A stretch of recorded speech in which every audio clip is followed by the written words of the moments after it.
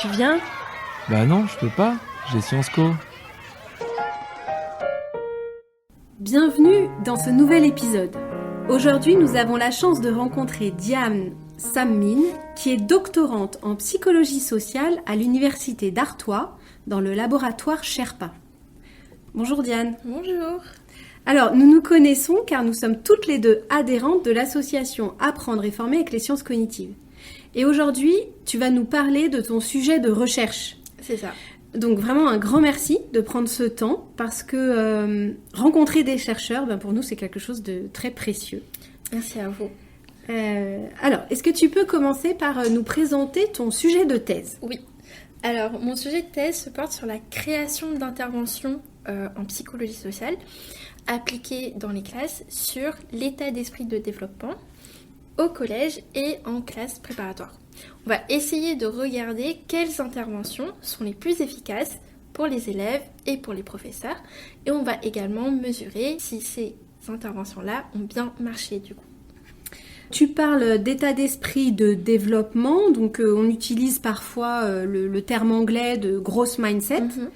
Donc tu travailles sur le growth mindset. Est-ce que tu peux nous expliquer de quoi il s'agit avec, si possible, des mots simples ? Oui, c'est la croyance que nos capacités, ça peut être nos capacités sportives, intellectuelles ou relationnelles, peuvent évoluer avec le temps et ne sont pas fixes. En faisant des efforts, en demandant de l'aide et en trouvant les méthodes adaptées.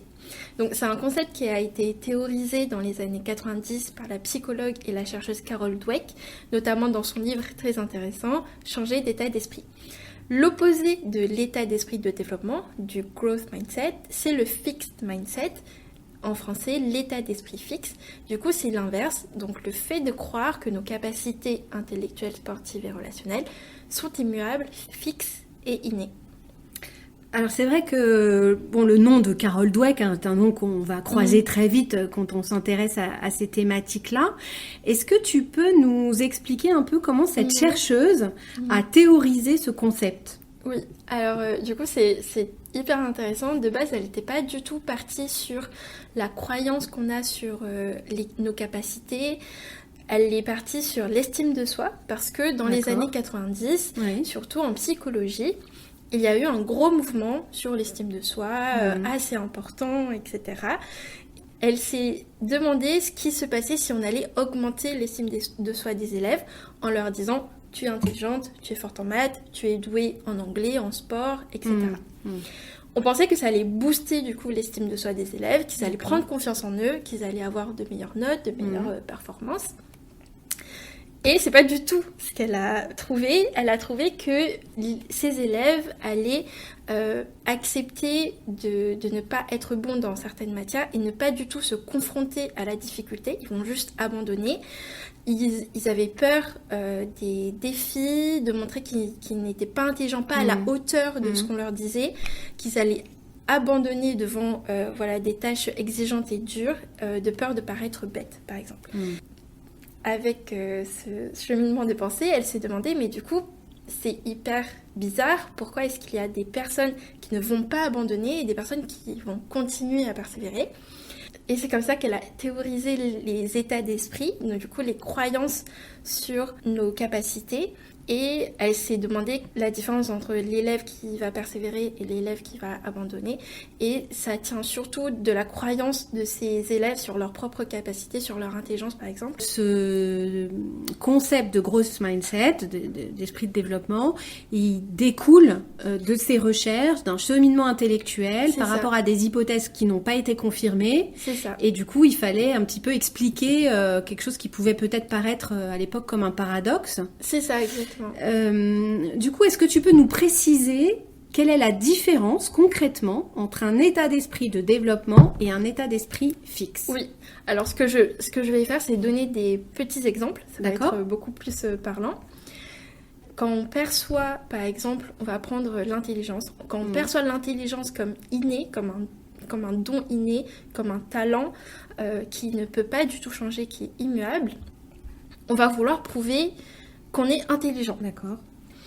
Le fait de se dire qu'on doit beaucoup travailler et faire des efforts, ça montre qu'on est nul et qu'on n'est pas intelligent parce qu'on n'a pas ce talent-là, on n'a pas ce don. D'accord, parce qu'en fait, la notion de talent, ça va avec le fait que ça devrait arriver tout seul, sans d'effort. C'est ça. C'est ça. Et que c'est inné, soit on est un génie, soit on ne l'est pas. C'est ça. Voilà, donc après ça peut être des petites phrases comme je suis nulle en maths et je n'y arriverai pas. De toute façon, je suis plus créative que scientifique, des choses comme ça. Donc ça, c'est vraiment des exemples sur avoir un état d'esprit fixe. D'accord. Et d'autres exemples sur avoir un état d'esprit de développement, donc avoir un growth mindset. C'est par exemple quand on va avoir un échec ou quand on va avoir une mauvaise note, essayer de regarder dans l'évaluation les erreurs, comment est-ce qu'on pourrait progresser par rapport aux erreurs. Aussi le fait de demander de l'aide quand on est bloqué. En gros, les élèves qui ont cet état d'esprit de développement ne vont pas se sentir, ne vont pas voir ça comme une faiblesse, mais comme un moyen de progresser, de continuer. Et ils vont vraiment comprendre que les erreurs, c'est vraiment essentiel à l'apprentissage. Qu'il faut essayer des stratégies, d'autres stratégies. Si par exemple, relire son cours 10 000 fois, ça ne marche pas. Effectivement, il faut trouver d'autres stratégies pour voir laquelle marche le mieux. Tu dis que l'intelligence n'est pas figée, mais qu'est-ce que ça veut dire ? Est-ce qu'il y a des bases biologiques sous-jacentes à cette affirmation ? Oui, la recherche scientifique, surtout en neurosciences, montre que l'intelligence, ou en tout cas le cerveau, évolue tout au long de la vie. Et c'est influencé par l'environnement, l'apprentissage, les expériences et même la structure du cerveau. Le cerveau humain est plastique, donc c'est la plasticité cérébrale. Ça veut dire que les connexions neuronales vont continuer à se modifier, se renforcer et évoluer en fonction des expériences qu'on aura vécues, des apprentissages au cours de la vie. Et il y a des études en imagerie cérébrale qui ont montré que la structure du cerveau, comme par exemple l'épaisseur du cortex ou les synapses, vont continuer à se développer jusqu'à l'âge adulte. Pendant un temps, on pensait que ça, c'était un peu le propre des enfants, d'apprendre, ou des jeunes en tout cas. Et maintenant, on sait que c'est pas vrai. On sait que même des personnes plus âgées présentent cette plasticité cérébrale. En fait, c'est une caractéristique qu'on garde tout au long de sa vie. Exactement. Même si il y a des périodes où cette plasticité va être plus importante ou plus dynamique peut-être que d'autres. C'est ça, exactement. Donc, par exemple, pendant la petite enfance et l'adolescence, qui sont des périodes où on va beaucoup apprendre et avoir beaucoup d'expérience, le cerveau va être particulièrement plastique, mais à l'âge adulte, il reste plastique quand même dans une certaine mesure. C'est pour ça qu'on peut toujours apprendre de nouvelles langues, de nouveaux sports, etc. Parfois, on entend résumer l'idée que à l'école, si on veut, on peut. Et est-ce que ça rejoint cette idée de fixed mindset, growth mindset, ou est-ce que pour toi, c'est des choses un peu différentes ? Effectivement, quand je parle de growth mindset, d'état d'esprit de développement, et que je dis oui, c'est le fait de croire que l'intelligence peut évoluer, que nos capacités peuvent évoluer. On me dit souvent, oui, c'est comme le si on veut, on peut. Et c'est pas du tout ça, et même c'est très dangereux de vouloir réduire l'état d'esprit, ce concept d'état d'esprit de développement à si on veut, on peut. Déjà, l'état d'esprit de développement, c'est pas une injonction à réussir et à atteindre ses objectifs forcément, ou qui dit qu'il faut penser positif et tout le temps persévérer, etc., etc. C'est un concept de psychologie sociale qui voulait expliquer la différence de comportement entre deux élèves. Et entre deux types d'élèves ou deux types d'individus d'ailleurs, parce que ça ne concerne pas que les élèves. Oui, non, pas que les élèves, mais voilà. Et le si on veut, on peut, ça peut aussi donner l'illusion de la méritocratie. Du coup, en mode, si tu travailles très dur, tu vas réussir, comme s'il n'y a que l'effort qui va suffire. Et c'est faux, parce que du coup, on va invisibiliser tout ce qui est inégalité sociale, structurelle, etc. Pas tout le monde part du même endroit, n'ont pas les mêmes soutiens, les mêmes ressources, les mêmes outils et les mêmes conditions. Et le growth mindset ne va pas enlever ces égalités ou les nier, il dit juste que tout le monde peut progresser à condition effectivement de faire des efforts, d'aller demander de l'aide, chercher des ressources, d'aller essayer une méthode efficace et de ne pas avoir peur de se confronter à l'échec. Et même le growth mindset, l'état d'esprit de développement va permettre de compenser ces inégalités-là également. Et du coup, ce n'est pas juste un si tu veux, tu peux, parce que le si tu veux, tu peux, c'est aussi trop vague, c'est juste...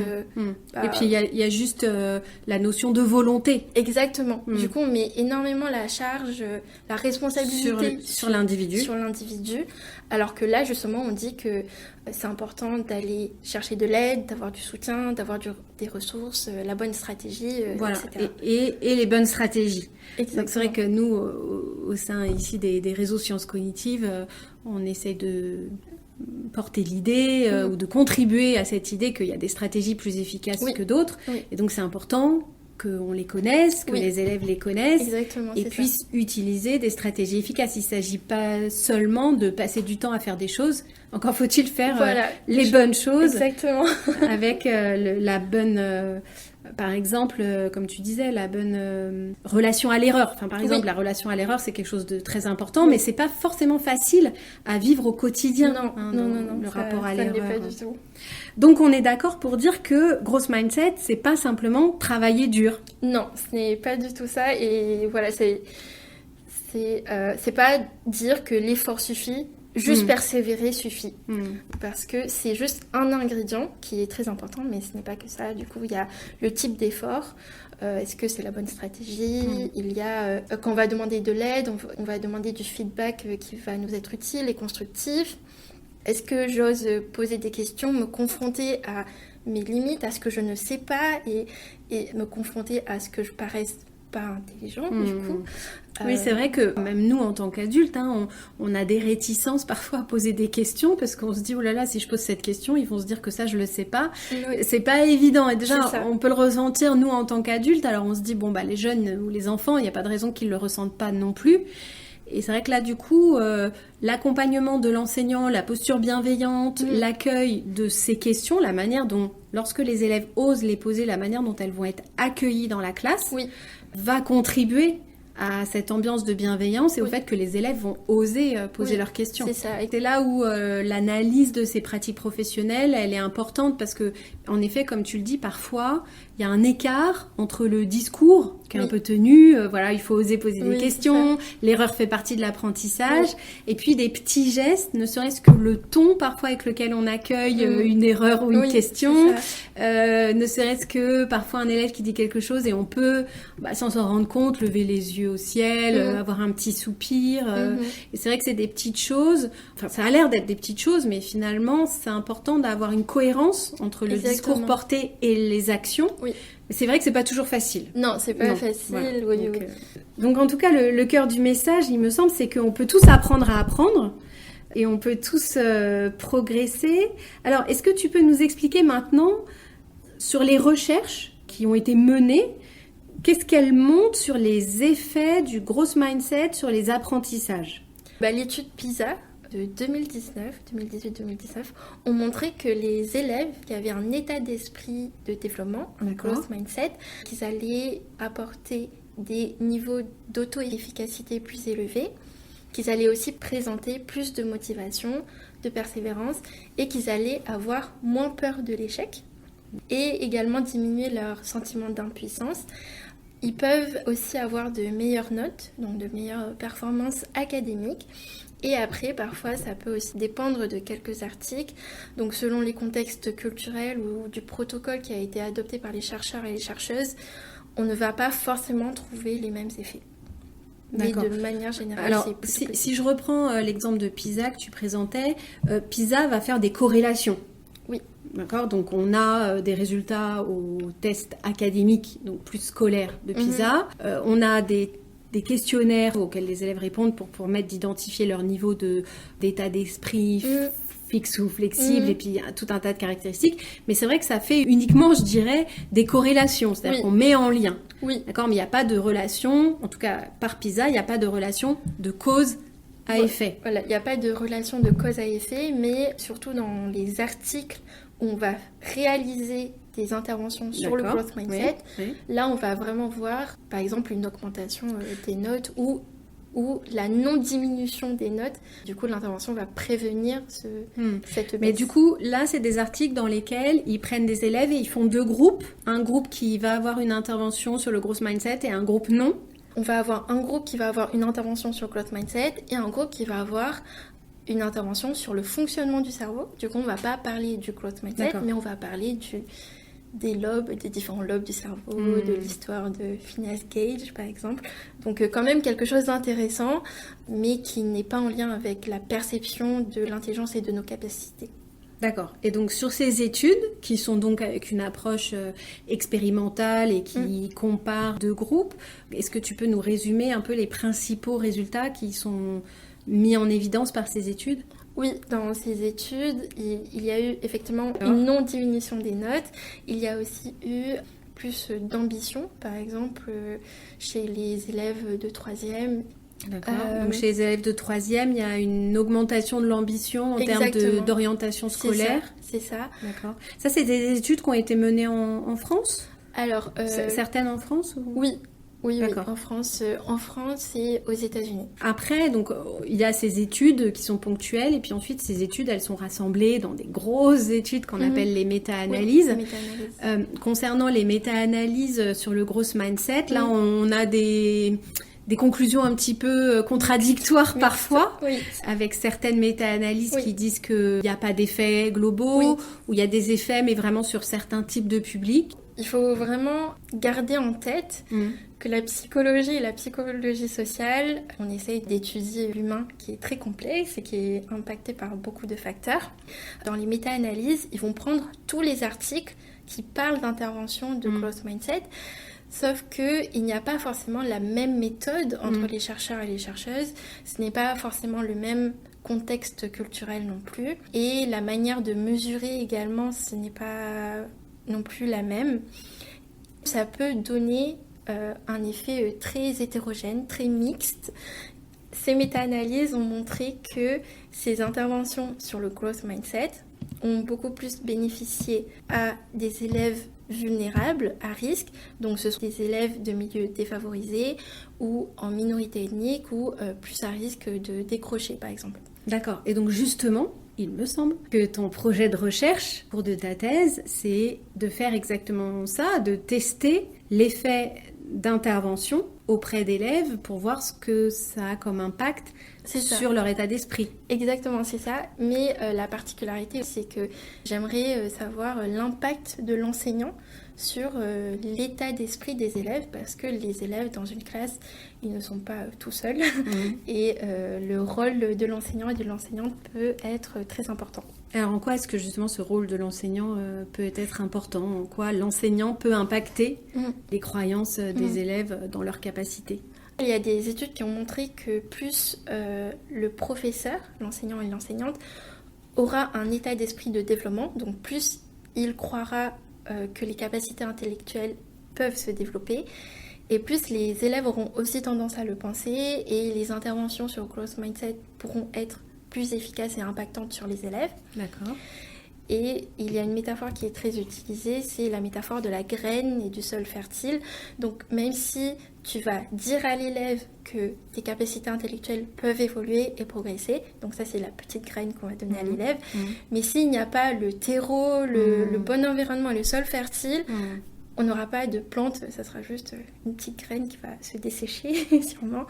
Mais du coup, c'est pour ça que c'est très important. Dans ta thèse, qu'est-ce que tu proposes aux enseignants ? Enfin, qu'est-ce que tu testes exactement en lien avec les enseignants ? J'essaye de proposer des pratiques qui vont être validées scientifiquement comme pouvant favoriser un état d'esprit de développement.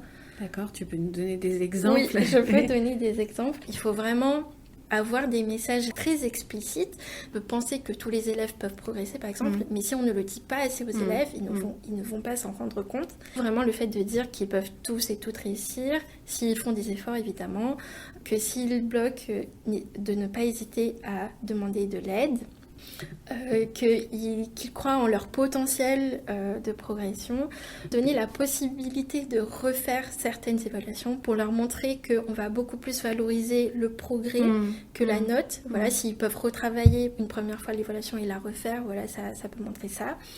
Présenter les erreurs aussi comme essentiels et souhaitables dans l'apprentissage. Donc ça permet comme aussi on l'a dit tout oui, à l'heure. c'est ça, on l'a dit tout à l'heure. Évidemment, éviter tout ce qui est étiquette très fixée, comme toi, tu es très intelligente, très brillante, tu es une élève brillante, par exemple. Et ça peut renforcer cet état d'esprit fixe, même si c'est positif. Et aussi, par exemple, donner plusieurs stratégies, méthodes différentes pour résoudre un problème. Et si on veut en savoir un petit peu plus sur tes recherches ou sur ce que tu fais ou ce qui se fait dans ton laboratoire, est-ce qu'on peut te suivre quelque part? Oui, on peut me suivre sur LinkedIn et Instagram, donc Diane Samil.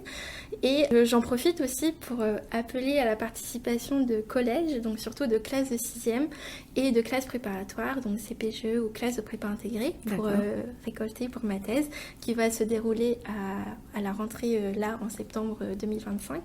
Donc pour les collèges, je vais collaborer avec une association qui réalise des interventions au collège qui s'appelle Énergie Jeune dans le projet 3C, donc comprendre son cerveau au collège. Et si vous êtes intéressé, vous pouvez contacter l'adresse mail projet3c@énergiejeune avec un S à la fin de jeune.fr. Oui, on va remettre toutes les adresses et tous les contacts dans les descriptifs de l'épisode. Et du coup, pour les classes de prépa, vous pouvez me contacter à mon adresse académique qui sera écrite. Ouais. Ce sont des interventions qui seront pour les élèves et au collège pour les enseignants et enseignants. Oui, puisque comme tu l'as dit, on cherche à voir à la fois les comportements élèves, mais aussi les pratiques enseignantes les effets sur le growth mindset. C'est ça, merci beaucoup. Eh bien, merci pour tous ces éléments. Merci beaucoup d'avoir écouté cet épisode. À bientôt dans cet univers fascinant où les neurones rencontrent l'apprentissage, les erreurs, la plasticité. Et si cet épisode vous a plu, n'hésitez pas à vous abonner et à partager autour de vous.